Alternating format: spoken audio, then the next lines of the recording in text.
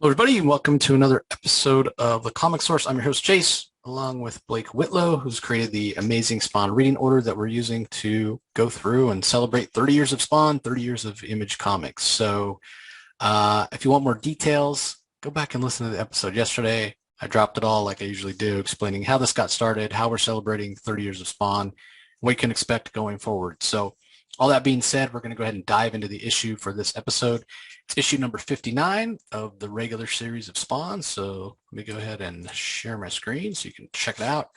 And you see there by the cover that this issue all about Cyan. She's got some chains around her. Does that mean Spawn has her? She's crying. Ooh, yeah, enough to break your heart. Quick recap as we check inside the front cover.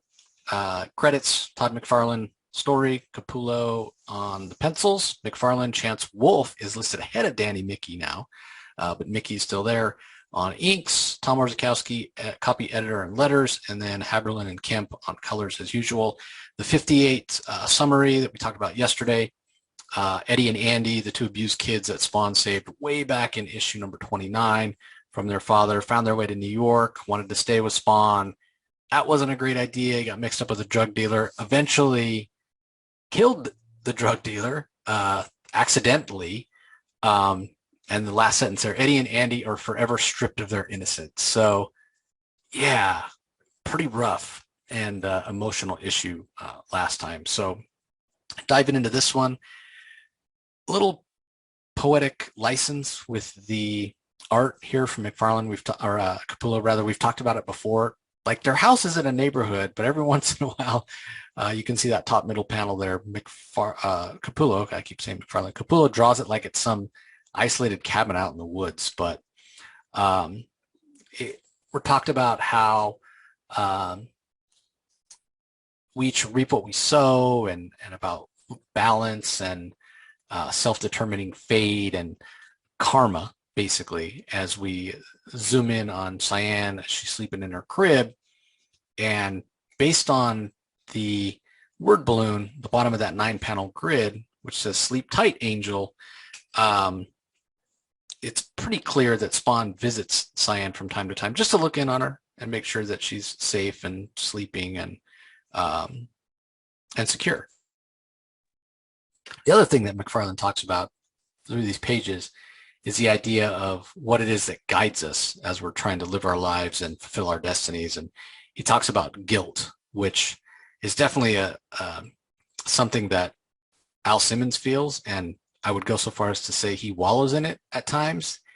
He takes the blame for things that he probably shouldn't. And you would think that based on the amount of guilt he carries around, first of all, two things: he must be Catholic. Second, he would make better choices because you don't want future things to feel guilty about, but yet he does. So anyway, he does visit with Terry as long as he's there as well. Actually frightens Terry, as Terry's, hasn't been sleeping well, gets up in the middle of the night to get a drink of OJ, and Al startles him. He's like, "What are you doing here?" "Hey, I'm delivering a message. I'm getting restless. I'm tired of sitting around waiting for you to tell me when we can make a move on Wynn. We need to do something." And Terry's like, "I'm working on it. I'm trying to find proof."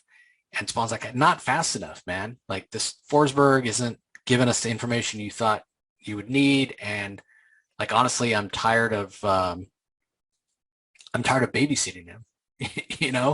The longer I sit around and just let things happen, the more innocent people get hurt. At least that's been Al's experience to this point." And he even says, "Yeah, I recently ran into a couple of kids I know. One of them now has a bullet hole in his arm, and the other's a murderer." So again, it's kind of stretching it. I don't really think that Eddie murdered that guy, but again, Al's got to kind of wallow in this existence and sort of self-pity. So I think that's just Al's mentality of it, because he's a killer. He kills people all the time. That was his job.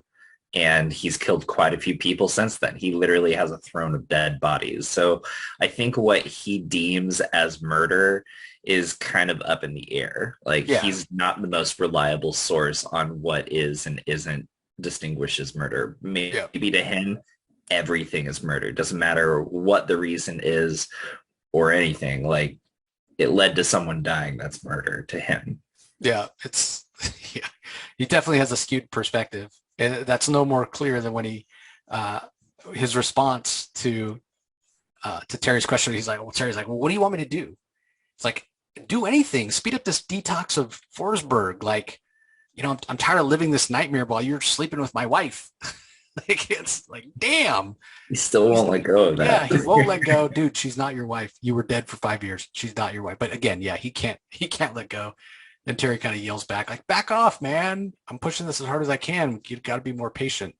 Um, so yeah, not the best situation. Of course, the ruckus attracts Wanda, and right as she turns on the light, Al teleports away, and Terry goes to work the next day, and he's thinking, yeah, he really needs to find whatever it is he needs to find so they can take the next step and take out Wynn. So uh, Wanda and Cyan spend the day together. We get a couple of pages here, or at least one page anyway, of their kind of their day, and just told about how much Wanda appreciates her child and loves spending time with her and whatnot.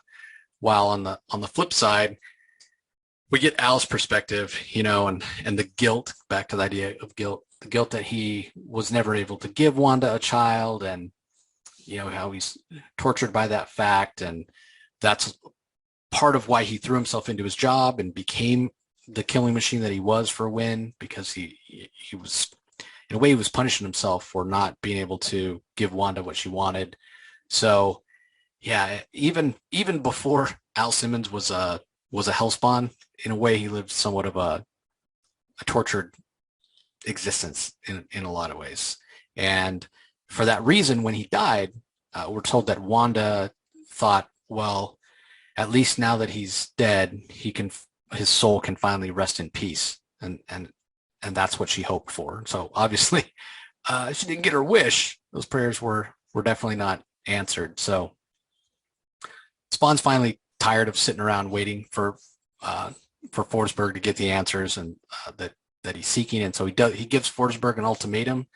Again, Forsberg not all there, still traumatized by the torture and starvation and all the trauma that he's been through. But Spawn does give him a deadline, like, hey, I'm leaving. You got 3 hours to come back to your senses and tell me what I need to know. You and I are a lot alike. We're two of just thousands of innocent people who Jason Wynn has affected and ruined their lives. So, get your shit together and tell me what I need to know. And you kind of like, I get that Al's impatient, but this dude's not all there, man. Like, I don't know why you think giving him a deadline is going to do any good. Like he's under huge amounts of mental duress. What Al doesn't seem to understand is like when people go through traumatic experiences like this, they relive that pain every single day. So to everyone else, it's like, dude, it's been like 5 years. Get over it already. But for the person who's affected, it's every single day. And that's what Forsberg is going through. He lost his family and he's tortured. Al has enough decency to recognize that they're both affected. We were talking a few episodes ago when Forsberg was first introduced that they are very similar and almost paralleled in some regards because they were tools that Jason used to achieve his own ends. And Al's acknowledging that here, but he's so self-centered. He's like over years of mental torture and drama in 3 hours or else. It's like, yeah, sure, that's really going to make him relax, Al. Yeah, it's really, really not. So as Al heads off to do whatever it is he's going to do, the scene turns to Jason Wynn, and Terry, he just hasn't learned his lesson. Like, you've been searching for information on Jason Wynn. Now previously that your search for information on Jason Wynn is part of, along with Al stealing a bunch of weapons that you knew where they were, got Wynn's attention and had him framing you and trying to kill you and your family. So now you've gone into Jason Wynn's department. You've got a promotion into his department, so you can try to get close to him so you can find even more information. But you're still not covering your tracks, dude, because it's been found out. Like, they've basically cross-referenced all the warehouses, all the places where they've had issues with their weapons being destroyed or being found, or just whatever problems they've had, and they're cross-referencing it with files that Terry Fitzgerald has used his top secret access to gain knowledge of. He's accessed these files, and these files match up with where they've had problems in the world. Like, you could not have a bigger smoking gun. And so, Wynn says, well, I guess we just found our leak and the reason for all of these coincidental disasters. So Terry's right back under the hot seat. He is really not a good secret agent guy. Like, he's No. just not. And maybe that's why he was always, in more of the translation side of things, or, analyst side of things, rather than an actual operative. So paper pusher, yeah. like, he wasn't cut out for this kind of stuff. He's terrible at covering his tracks. So meanwhile, Cyan and Wanda are continuing to enjoy their day. Cyan's coloring, the phone rings, Wanda goes to answer it, nobody's there. When she goes back into the other room where Cyan is, Cyan's not there. So she checks all her usual hiding places, and to her dismay, she cannot find her anywhere.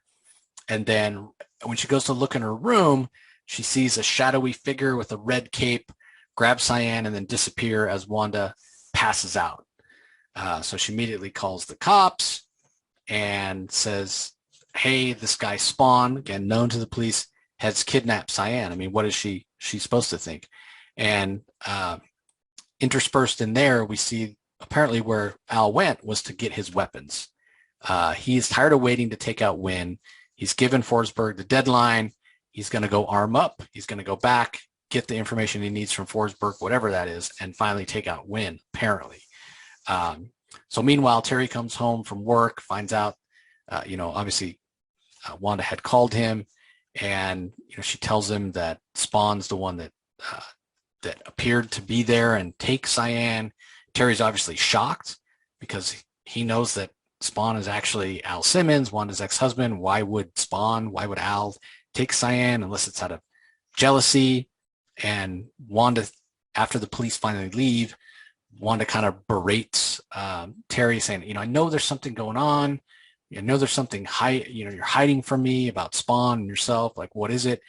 Terry's not about to tell her, right? What can he say? Your ex-husband's alive, and I think maybe he's jealous of our relationship, so he took Cyan. Like, yeah, that's not, I can't blame Terry for not coming clean, although he might have been better off had he done it.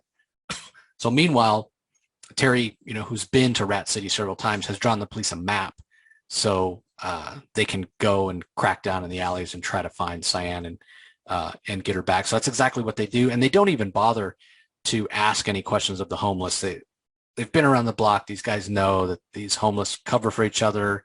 They have each other's backs, and so they pretty much just head right to the center of Rat City. And of course, what they find there is pretty shocking. All the dead bodies, all the rotting corpses being chewed on by rats and cockroaches and worms, and Cygor's body. Like, this is pretty horrific. And Al, who had just been about to return to the alley, is watching this from above and is thinking of this as a declaration of war. So does that mean Spawn's going to start shooting, and I'll put this in quotes, innocent police officers? Because we know Wynn has plenty of police on his payroll that are crooked. So who knows how many of these guys are actually, double dipping, working for NYPD and working for Jason Wynn. But we'll have to wait for next issue to see how that plays out, because we find out who really was behind the abduction of Cyan as we turn to the next page.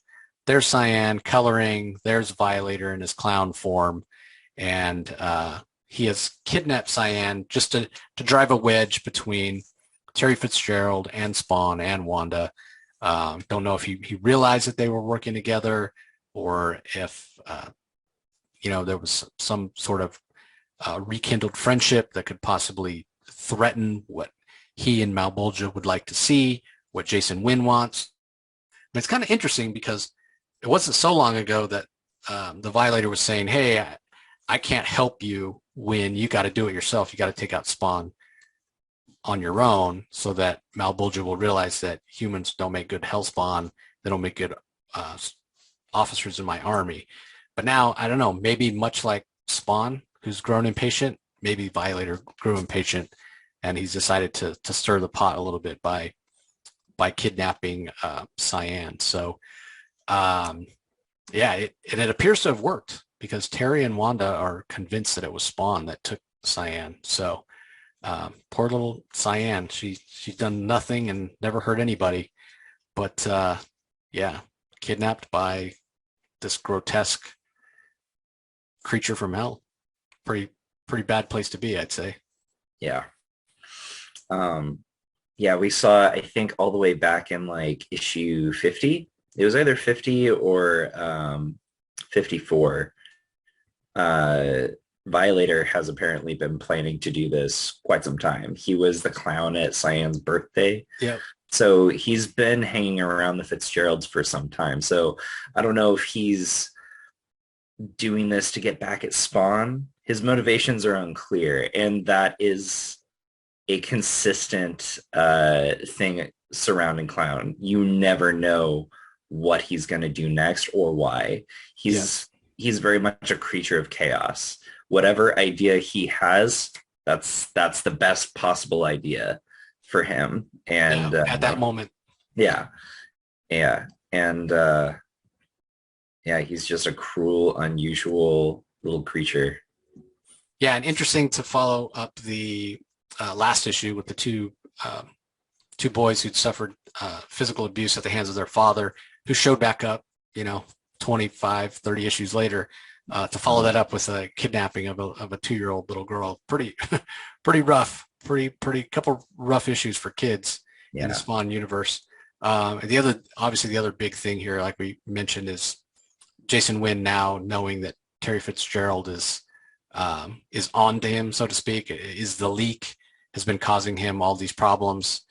We saw last issue with the 3 talking heads mentioning the continuing foreign policy failures of this president, the pressures on Wynn to resolve these issues. So yeah, Terry Fitzgerald's in a really bad place again all of a sudden because he doesn't know how to cover his tracks. So yeah, it might be time to really pull the trigger for Terry and Al to really pull the trigger. And so it's almost the worst possible time in terms of what's good for Terry and Al, and the best possible time in terms of what's best for Jason Wynn and the Violator, for Cyan to have gone missing, for Cyan to be kidnapped. Yeah, they're in total disarray right now because there's potential for some coordination between Jason and Clown. We know that they've been talking. We know that they've been dealing with each other. So perhaps after Jason found out that Terry was involved with all this, maybe he had a talk with Clown like, hey, take the Fitzgerald girl. Yeah, definitely. And will Al go to war with the police? That's a whole nother can of worms. So again, great art, a lot of emotion in this story. I did wish we'd gotten a little bit, like maybe a line or two about Cygor, because I don't want to let that die, knowing who Cygor is. And we got that bombshell dropped when Cygor and Spawn fought in that issue, that it's somebody that Al knew. Somebody who was actually investigating Al's death knew that he didn't die in the line of duty like it was reported, and then that's just been left for the past 2-3 issues. So anxious to have that, to get back to that storyline. But this is not the last we've seen of him. In fact, there is a mini series coming up soon. Oh, yeah. Yep. Yeah. So look forward to that. Yep, definitely. All right, I guess that does it for this issue. Anything else to add, Blake? No, just the art is really amazing. I love the shot when we see Wanda and Cyan coloring. You get that nice close-up on the red crayon. Yep. And then later on, you get another identical shot. Starts in zoomed in on the crayon, but now it's green and she's with Violator. Just those repetition shots I absolutely love. Yeah, I really like the shot of Al all decked out when he decides to put on the bandoliers with the grenades and the bullets Yeah. and the giant weapons. It's always that juxtaposition of Spawn, who's such a really a fantasy character with the spikes and the chains and the cape, and then you throw some cool hardware on him like that. That always works really well for me. And I also Yeah. thought that the page with Cyan and Wanda having their day together at the movies, at what looks to be fast food, at the grocery store, really selling that idea of kind of what an idyllic life they have, juxtaposed on the next page where there's Spawn hanging out in his domain where there's worms, there's bats, there's spiders, there's rats, there's a nearly naked crazy man and the corpse of a cybernetic gorilla behind Spawn. Like, couldn't be two different lives Yeah. if you planned it out. So Yeah, they absolutely do a great job in those juxtaposing shots. Like it's definitely intentional that they put such an idyllic, scene of domestic life, something that so many people can relate to. Just throw a very macabre, horrifying scene immediately next to it, just to yep, show where our title character is and the life that he could have had. yep, exactly. Yeah, it goes back to that comment that I loved where Al says to Terry, let's get a move on. I'm supposed to just wait around while you keep sleeping with my wife. Like, Mhm. it's just brutal. So Yeah. anyway, that's going to do it for this episode, everybody. We appreciate the support and for joining as always. And we'll talk to you next time. I